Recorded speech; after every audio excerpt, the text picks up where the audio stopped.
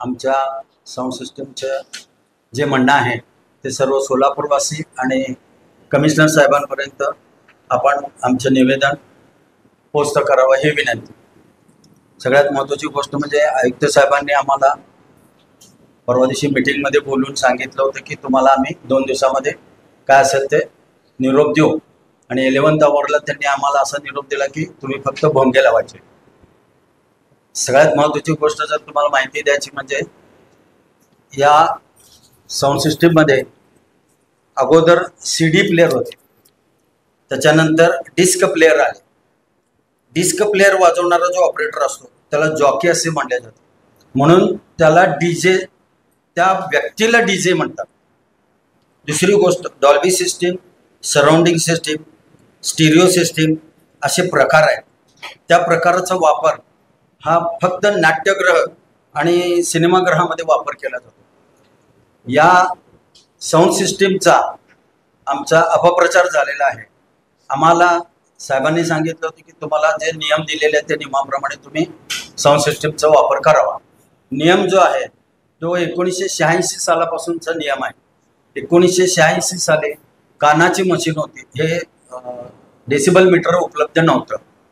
ज्या वेळेला ते उपलब्ध कानाच्या मशीनवरनं जे रेकॉर्डिंग केलं गेलं त्यावेळेला ते 45 डेसिबल, 55 डेसिबल आणि 75 डेसिबल केलं होतं।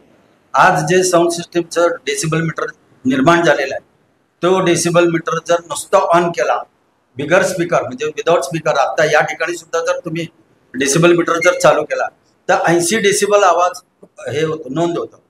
तर आम्ही आमचा व्यवसाय 40 डेसिबल, 55 डेसिबल, 75 डेसिबल म्हणजे कसा करायचा, आतापर्यंत सर्वच कमिशनरांना आम्ही त्याचा डेमो दिलेला आहे।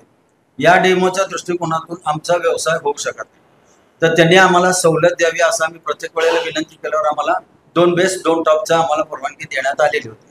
आज परिस्थिती अशी आहे, सोलापुरातल्या सर्व लोकांनी आज जो आवाज उठवलेला आहे तो आवाज फक्त काही लोकांना, आमच्या जवळजवळ 450 ते 500 साऊंड सिस्टीमवाले त्याच्यावरती आधारित, एका साऊंड सिस्टीमवाल्याच्या पाठीमागं 8 ते 10 माणसं त्याच्यावरती अवलंबून आहेत। त्या दृष्टिकोनातून जर विचार केला तर एवढ्या सर्व कुटुंबांचा उदरनिर्वाहाचा प्रश्न आहे। त्यामुळं आम्ही सगळ्यांना विनंती करतो, शहरवासियांना पण आणि कमिशनर साहेबांना पण, की बाबा आम्हाला काही अंशी जो कर्कश आवाज आहे फक्त एक 8-10 लोकांकडे होतं, त्यांच्याशी आमची चर्चा झालेली आहे, आणि तो मिड प्रेशर म्हणून जो साऊंड सिस्टीमचा जो प्रकार आहे तो प्रकार म्हणजे जे आता भोंग्याला परमिशन दिलेली आहे त्या भोंग्याचं मॉडिफिकेशन करून त्याच्यावरती स्पीकर तयार केलेला आहे। अगोदर भोंग्याचा जे स्पीकर होता तो 1 किलोमीटर आवाज जातो, आणि आता जे निर्माण झालेला आहे त्याचा आवाज जवळजवळ 1000 ते 1500 मीटरपर्यंत जातो। तर आमची विनंती अशी आहे की आज जो लोकांना त्रास झालेला आहे याची आम्हाला जाणीव आहे। आम्हाला फक्त एवढंच म्हणायचं आहे की ज्या दृष्टीने आम्हाला परमिशन दिलेली आहे तर ती भोंग्याची परमिशन दिलेली आहे। प्रत्येक ठिकाणी कार्यक्रम करायचा जर असेल तर आमचा अगोदरचा जो साऊंड सिस्टीम आहे ती साऊंड सिस्टीमला आम्हाला परवानगी मागतो आम्ही।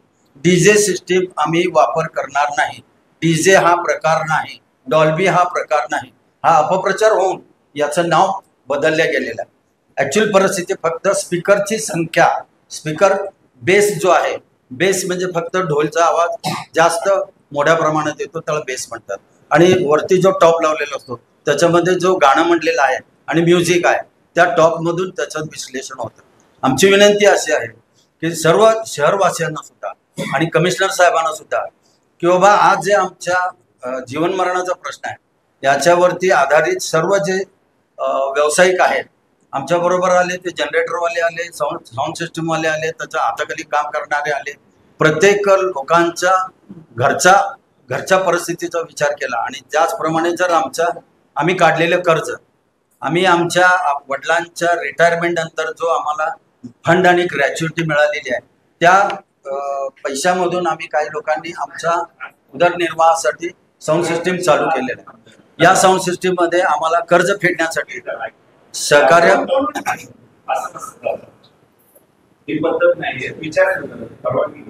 जो नियम आणि कायदा काढलेला आहे त्या कायद्याचं पालन करून लोकांना जो त्रास होता त्या त्रासाचा सुद्धा आम्ही गांभीर्याने विचार करून जो फ्रिक्वेन्सी जास्त असलेले जे स्पीकर आहेत ते बंद केलेले आहेत। तर आम्हाला या दृष्टिकोनातून आम्हाला परवानगी मिळावी की फक्त स्पीकर लावायला, त्याची संख्या आम्ही थोड्या प्रमाणात लहान 1 बेस 1 टॉपमध्ये आम्ही लावून साऊंड सिस्टीम सेवा द्यायला तयार आहे. आज आमची परिस्थिती कर्ज फेडण्यासाठी आम्हाला काही उत्पन्न साधन नाही, म्हणून आमची विनंती अशी आहे की आम्हाला ही परवानगी मिळावी. डीजे सिस्टीम, डॉल्बी सिस्टीमला परवानगी नको, आम्ही ते लावणार नाही. आमचं म्हणणं फक्त एवढंच आहे की आम्हाला जर जगायचं असेल तर आमच्या परिस्थितीचा गांभीर्याने विचार करून सोलापूरकरांनी आणि कमिशनर साहेबांनी आणि कायद्याने आम्हाला हे सवलत मिळावी ही आमची विनंती आहे. जे काही सध्याला लागलेला आहे तो आम्ही काढत नाही. जो काही सध्याला लाईट वगैरे लागलेले आहे तो आम्ही काढत नाही. इथून पुढे आम्ही कुठल्याही प्रकारची नवीन बुकिंग घेणार नाही. नवीन म्हणजे आजपासून आम्ही कुठले व्यवसाय करणार नाही.